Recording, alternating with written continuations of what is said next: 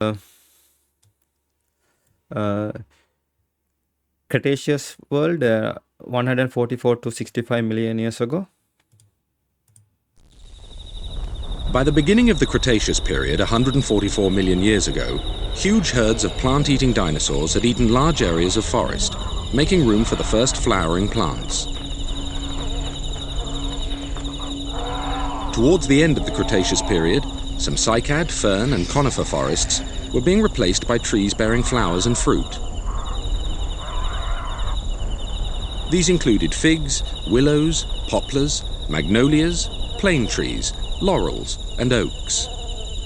Herbs and wild flowers carpeted the ground. The climate cooled suddenly at the end of this period, 65 million years ago. It was at this time scientists believe that dinosaurs became extinct.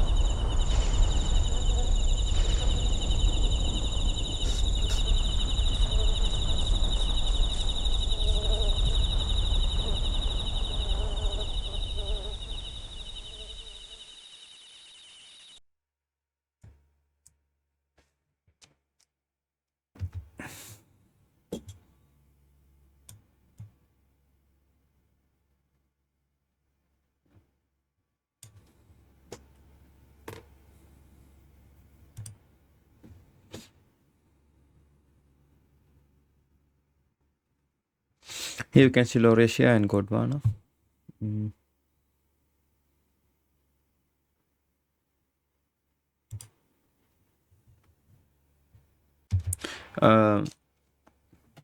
1978, US paleontologist Jack Horner, born in 1946, and Bob Markella, 1940 to 87, discovered a nest at the two medicine formation in western Montana. Inside the nest were bits of eggshell and baby duck-billed dinosaur bones. Many more nests were found in 1979, dug into the ground and lined with leaves and twigs. Nearby lay the adult skeleton of Maiasaura, whose name means good mother lizard.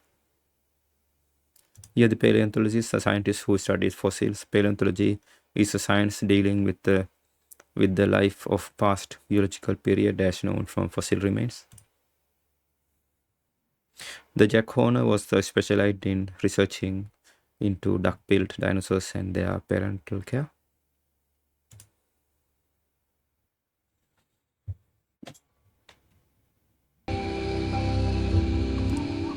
Jack Horner is a world expert on dinosaur eggs and nests. He noticed that some dinosaurs laid their eggs in a spiral. He also saw that each egg was tapered at one end.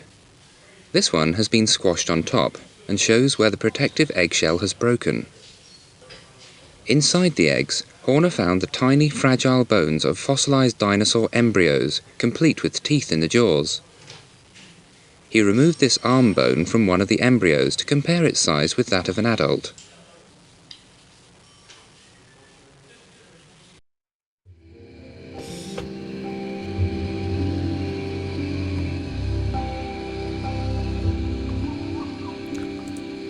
Dinosaur young. The dinosaur nest found in Montana provided strong evidence of the dinosaur parental care. The eggshell remains in the nest had been trampled into tiny pieces, struggling that the young had stayed in the nest for some time after hatching. Hatchlings had worn down teeth, indicating that either they had been fed by their parents in the nest or they had returned to the nest after making short foraging expeditions. Egg Mountain, another site nicknamed Egg Mountain, was discovered nearby. Here 2 eggs were found in large numbers, this time belonging to the dinosaur later named Orodromius makeli. Most of these eggs and the nest were well perceived and showed little sign of being trampled. This led scientists to think that the young had received little parental care and had left the nest soon after hatching, fully mobile and able to fend for themselves.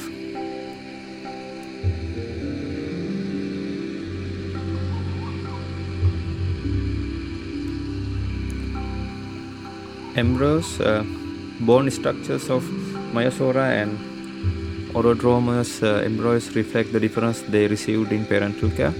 After a CAT scan, computerized X-ray had shown the presence of perfectly formed embryos in a few of the eggs. Scientists carefully cut some of them open. Embryonic Myosaura leg joints were poorly developed and would have been unable to support the weight of the working hatchlings when the baby is first hatched. By contrast, the leg joints of the baby Orodromous skeleton was fully formed at the birth and strong enough to support working hatchlings.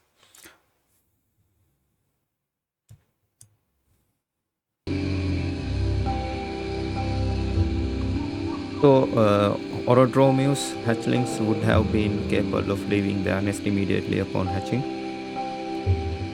Nesting colonies, as work of Montana developed, the team realized that they had found a nesting colony, and all the nests were made in Cretaceous period, 144 to 65 million years ago. Herd of dinosaurs appear to have returned to this area after the season to lay their eggs in much the same way as modern birds.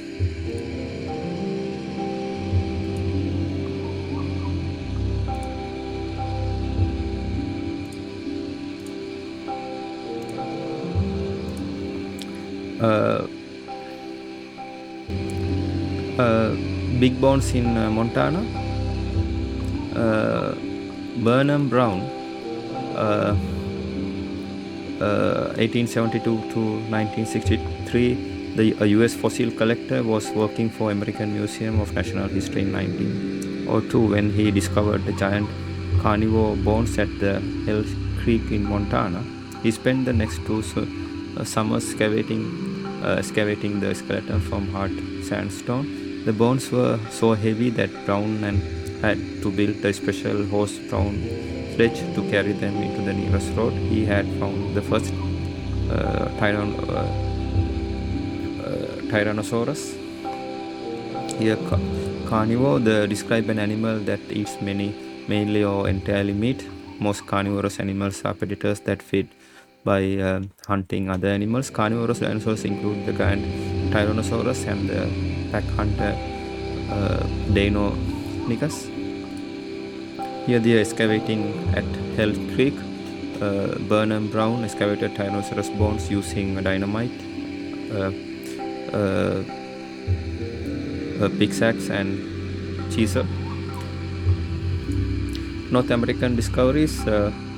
Albertosaurus, Canadian first dinosaur, was found by Canadian Joseph Tyrrell 1858 to 1959 in the Red Deer River area in Alberta in 1884. 5 years later, Englishman Thomas Weston, 1832 to 1910, made a major expedition down the Red Deer River on the raft. He found many dinosaur bones, but he was ill-equipped to collect them.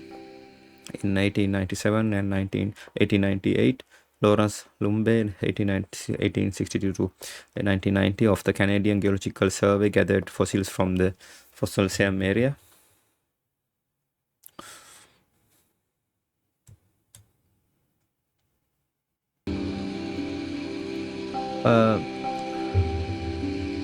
Red Deer River. The following his success in Montana, the Burnham Brown decided to turn his attention to Canada. With a raft and a well-equipped team for collectors, he set off in 1910 to explore the badlands around the Red Deer River. Over the next few seasons, the team discovered many bones, including those of a new horned dinosaur Leptoceratops and the new duck-billed dinosaur Saurolophus. Huge numbers of dinosaur fossils were shipped back to New York in the United States, raising concern in Canada that the nation was losing its heritage. Powerless to prevent Burnham's explorations, the Canadian government decided to organize a rival expedition. Sternberg family, Charles O. Sternberg, the leading freelance fossil collector who had worked for US dinosaur expert Edward Drinker Corp. 1840 to 1907, was appointed head of the Canadian Field Party. He was assisted by his son Charles Jr. 1885 to 1981. He arrived in Alberta in July 1912. Charles Jr. found a complete duck-billed dinosaur the following month. This dinosaur became Canada's first mounted skeleton, and the species was eventually named Edmontosaurus. Burnham Brown's team and Stenberg family became friendly competitors. Both made exciting finds. Among Brown's finest discoveries were duck-billed dinosaur Cretaceous and monoclonius skeleton complete with tongue bones. The Sternberg's family most spectacular find was the flesh eater named Gorgosaurus, who now believed to be the skeleton of Albertosaurus. Dinosaur Provincial Park. Many years later, the Red Deer River area became a dinosaur provincial park in recognition of its importance as a fossil site. In 1979, the United Nations designed the area a World Heritage Site, ranking it in the importance of alongside the Egyptian pyramid and Galapagos Islands.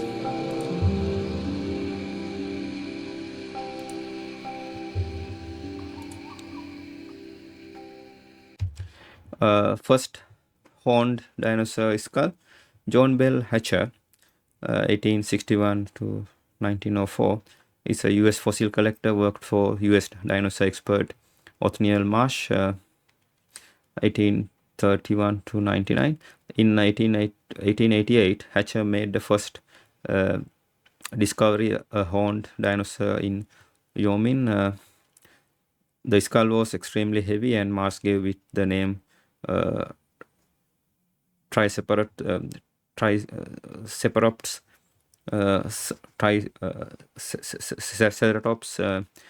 horridus, which means terrifying three-horned face.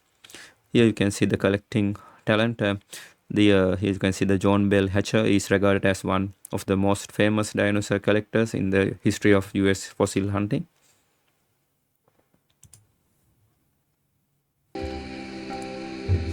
Horned dinosaurs in North America. Teeth found in Montana in 1855 had since been identified as belonging to a horned dinosaur, monoclonius, but it was Edward Drinker Cope, 1840 to 97, who found the first significant horned dinosaur remains in Wyoming in 1876. Cope and his team recovered a number of fossils now recognized as horned dinosaur bones. However, as no skull was found at the time, their scientific value was not realized. Marsh's bison. In 1887, Othniel Marsh obtained a pair of very large bony horn claws. They had been found in rocks dating back to the Cretaceous period, 144 to 65 million years ago, at Green Mountain Creek near Denver, Colorado. Marsh mistakenly thought they belonged to a recently extinct species of buffalo, so he gave the name the bison alticornis.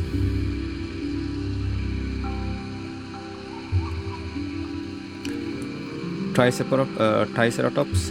The John Bell Hatcher was fossil collecting for Marsh when he found the Triceratops skull in 1888. The rancher in Wyoming told him where to find the skull with horns as long as a hoe handle and eye holes as big as a hat. Hatcher reacted swiftly.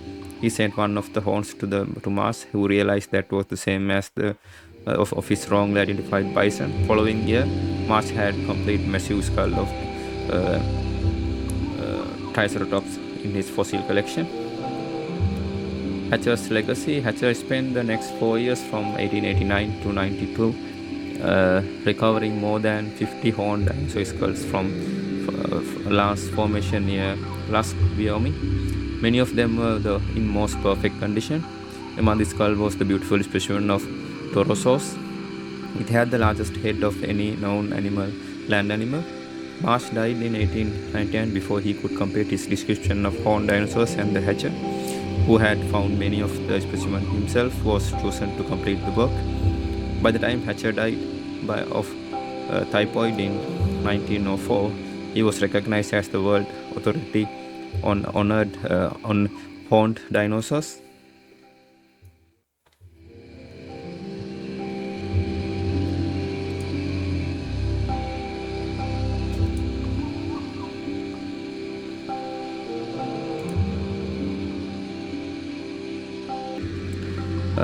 Dinosaur dinner party on New Year's Eve in 1853.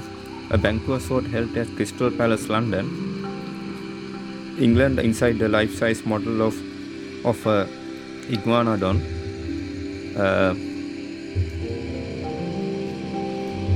The sculptor Benjamin Waterhouse Hawkins had been commissioned to create a model for prehistoric animals for Crystal Palace Park. Before the models were completed, a dinner for 21 leading scientists and dignitaries were held inside the iguanodon. Here, the scientists guest among the guests were Gideon Mentel, Georges Cuvier, and Richard Owen and William Buckland.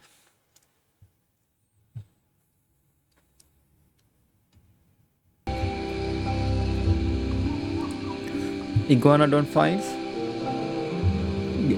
Gideon Mantel, 1792-1852, the doctor living in Lewes in South England, collected fossils as a hobby. In 1822, he published a fossil of the South Downs, in which he described some unusual fossilized teeth that he and his wife Mary had found on quarries in Tilgate Forest.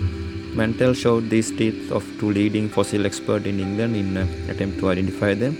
William Buckland, 1785-1856, thought they belonged to a large fish, while others suggested they were from the mammal. Dissatisfied with their answers, Mantel sent them to the French anatomist Georges Cuvier, 1769-1832, who concluded that Mantel had found the plant-eating reptile. Thumb claw on the nose. In 1824, still curious about his finds, Mantel visited the Hunterian Museum in Royal College of Surgeons in London. He was shown a skeleton of a modern iguana, and at once saw similarities between his bone and his fossils. In the report to the Science Society in London 1825, Mantel named his find iguanodon. In an incomplete skeleton found 9 years later, gave him the opportunity to attempt reconstruction of iguanodon. In his drawing, he mistakenly placed a thumb claw on his nose, as it looked similar to the shape of the nose horn of the modern iguana. Mining dinosaurs. In 1878, miners working in a coal seam in Bernissart, Belgium, came across some fossilized bones. Royal National History Museum in Brussels was contacted at once, and scientists soon recognized the huge importance of the find. Fossilized teeth from the mine were identified as belongs to the iguanodon and were donated to the state. Meanwhile, the coal miners became dinosaur diggers. Work on the mine continued until 1881, during which time about 40 skeletons were recovered, some complete. This was the first time the whole dinosaur skeleton had been discovered. Dinosaurs on display. Royal Natural History Museum in Brussels hired French-born Louis Dolo, 1857-1931, to prepare a reconstruct the skeleton for display. Dolo spent the next 25 years preparing the bones in the 15th century chapel in St. George's. As many as 11 mounted skeletons now stand in the museum. Another 20 lie in the positions in which they were found. With complete skeletons at his disposal, Dolo was unable to conclude that Mantel's nose horn was in fact a thumb claw.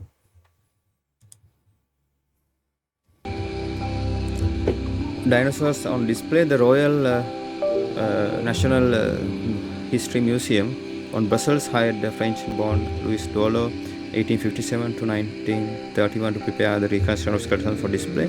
Dolo spent next 25 years preparing the bones on 15th century chapel St. George's. As many as 11 mounted skeletons now stand in the museum. Another 20 lie in the position in which they were found.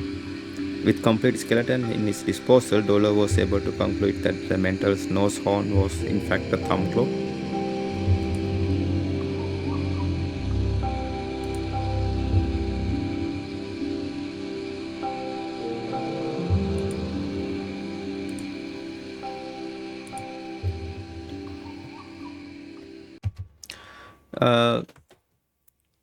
Superclaw in 1983,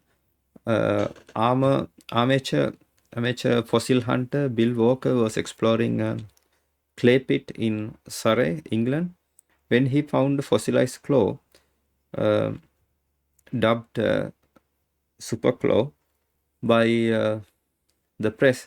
The fossil was almost 30 centimeters, 1 feet long, and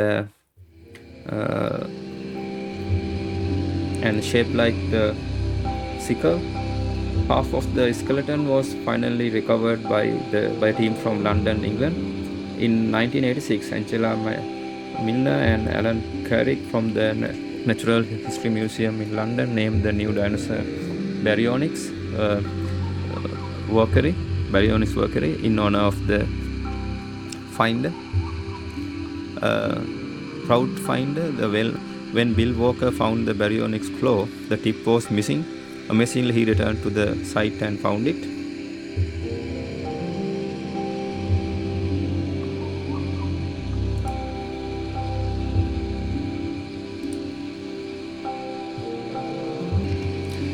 Dinosaur eggs on July 13, 1923, the first fossilized dinosaur eggs were found in the Gobi Desert in Central Asia. American Museum of Natural History expedition from the United States came upon the eggs at a site called Flaming Cliffs of Shabaruk Ushu. Beside the eggs were bones of Protoceratops binosaur with bony frill and parrot-like beak. Here was the proof for first time the dinosaurs did lay eggs. Egg expert, fossil scientist Roy Chapman Andrews, 1884 to 1960, studies the fossilized dinosaurs eggs. Gobi Desert. The fossil history of Asia was largely unknown at the beginning of 20th century, but discovery of the early human remains in 1880s led to scientific interest in this area. In 1922, fossil scientist Roy Chapman Andrews, 1884 to 1960, led the large expeditionary force complete with the camels and trucks to the Gobi Desert in Central Asia. At the site, they named the Flaming Cliffs of Shabaruk Ushu. The scientists found Protoceratops skull. Thrilled with their discovery, Henry Fairfield Osborn, 1857 to 1935, president of American Museum of Natural History, ordered a return expedition to the following year.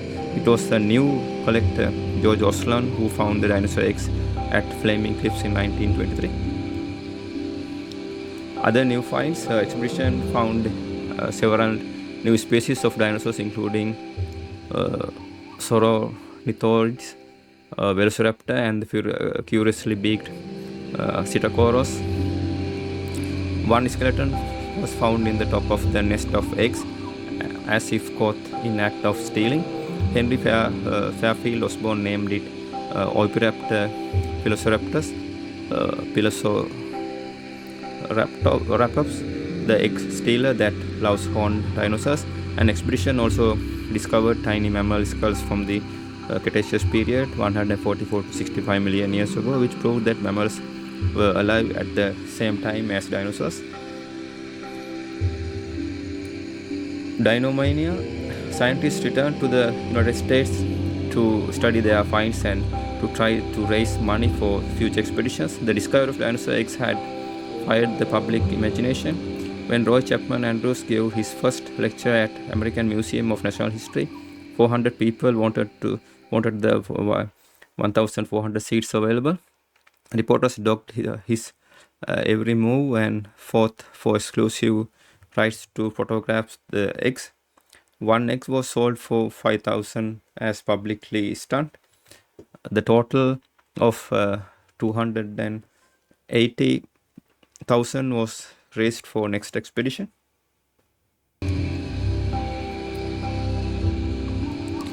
Returned to the Gobi in 1925, expedition was the largest yet, with the 40 men supported by numerous vehicles and 125 camels.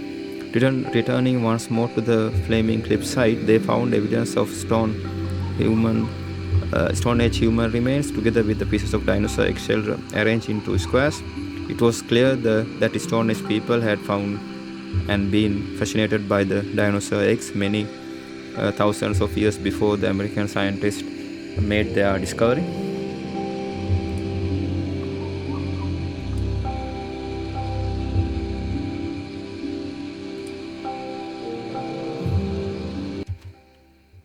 Dinosaur stampede in Queensland, near the town of Winton in Queensland, Australia. A brief moment in dinosaur time has been preserved in 300 square meters, 3,230 square feet site.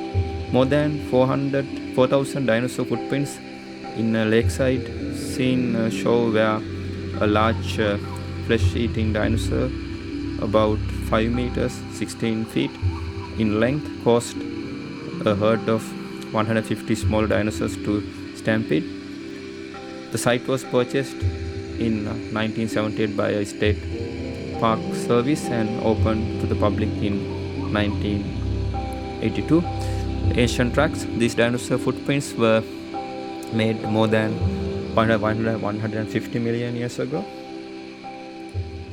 Australian finds, Harry Shirley, 1839 to 1909, a leading British fossil scientist, found Australia's first dinosaur in 1891 when he came across pieces of bones of Actosaurus macleay in Queensland. The next important find occurred in 1924 when English-born Herbert Longman, director of Queensland Museum, was sent home fossilized dinosaur remains from Jurassic period 208 to 144 million years ago, beds near Roma, Queensland. Longman named this dinosaur Cretaceous brownie in 1927. Muttaburrasaurus, fossilized bones found in the cattle grazing area in Muttaburra, also in Queensland, were handed over to the Alan Bartholomew of Queensland Museum in 1963. He heard that more bones had been picked up by local souvenir hunters and made an appeal for them. Most of the bones were sent to him, and in 1981, Bartholomew and his colleague Ralph Molnar were able to assemble name Muttaburrasaurus. This was Australian most complete dinosaur to date. The skeleton is now on display in the Queensland Museum. Minmi, armored dinosaurs are rare in Australia, but 1964 the first ankylosaur member of group of armored dinosaurs fossils were discovered at Minmi Crossing in South Queensland. Only a few backbones and pieces of armor plating of Minmi were recovered from this site, but recently more complete skeleton has been found and now awaits study.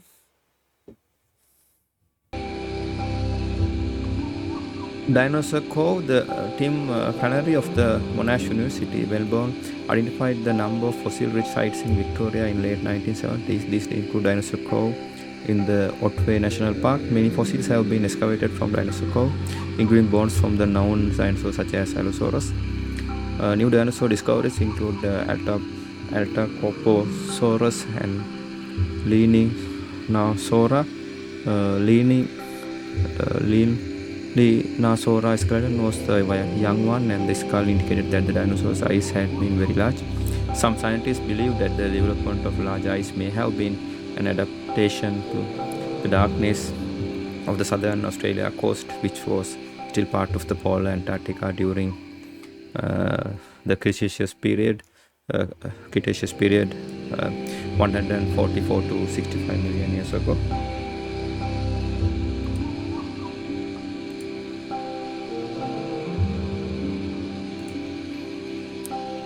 Cretaceous period, Cretaceous world.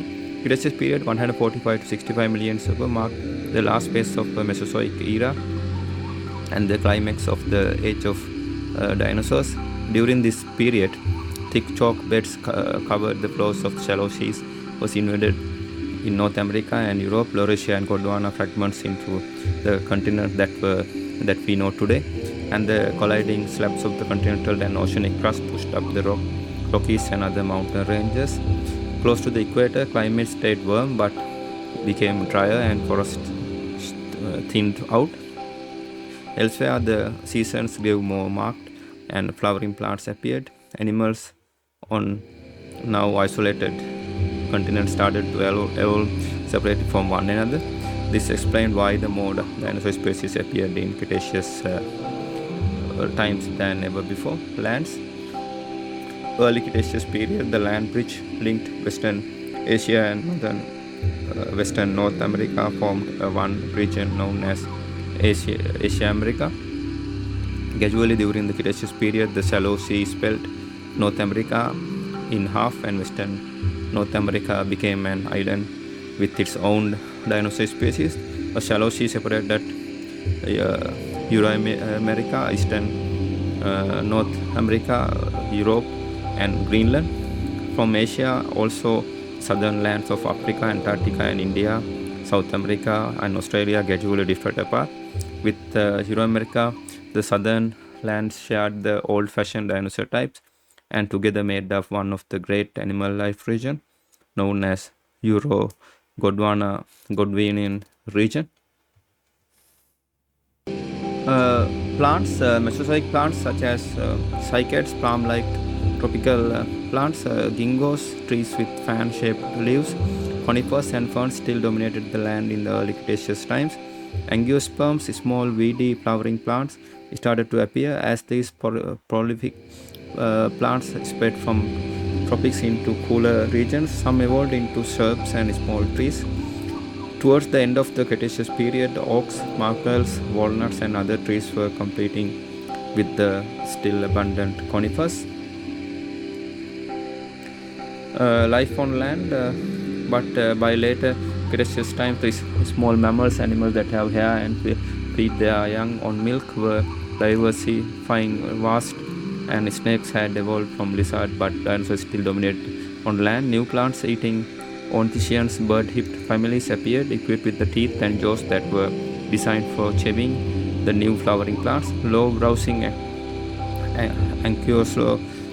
ankylosaurs group of armored dinosaurs multiplied too, but the less well-defended Stegosaurus, four-legged dinosaurs with two tall rows of plates or spines running down the neck, back and tail, grew scarce. The great long-necked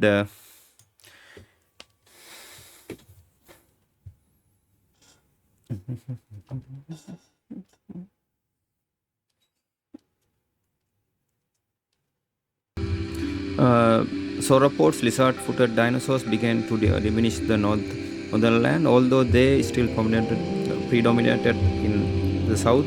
Cretaceous theropods, beast-footed dinosaurs, range from bird like ornithomimids, bird mimics, to the some largest of all land flesh eaters in tyrannosauroids. Life in the air, the winged creatures of Cretaceous times range from the world's first tiny moths, a small social beast, to be just biggest animals that ever flew. Giant pterosaurs, flying reptiles. Among the largest pterosaurs were Quetzalcoatlus and Pteranodon. Few finds published in the early 1990s show that birds were also diversifying. By early Cretaceous period, little Cynonis from China and Concornis from Spain both had rich breastbone like modern flying birds. Later, diving and running birds that did not fly appeared. Among them the turkey-sized Mononicus with rich breastbone and a long bony dinosaurian tailco. Life in water. Cretaceous water creatures include immense relatives of vertebrates, animals with the backbone living today. The largest freshwater species were the crocodilians, crocodiles, alligators, and related extinct reptiles, and the huge crocodile-like Champsosaurus, while marine turtle Achelon outgrow the largest leatherback living today. Seagoing flippered lizard known as Mosasaurus grew to 10 meters, 33 feet in length, and swam with undulations of the deep flattened tail. The flippered swimming plesiosaurs, giant sea reptiles with a long neck and large paddle-like limbs, include such short-necked forms called pliosaurs, as the formidable chronosaurs with the head 3 meters, 10 feet long, and long-necked fish eaters such as Elasmosaurus, which had no fewer than 30 necked vertebrate backbones. During this period, ichthyosaurs, streamlined dolphin-like reptiles with fins, flappers, and long, narrow jaws died out.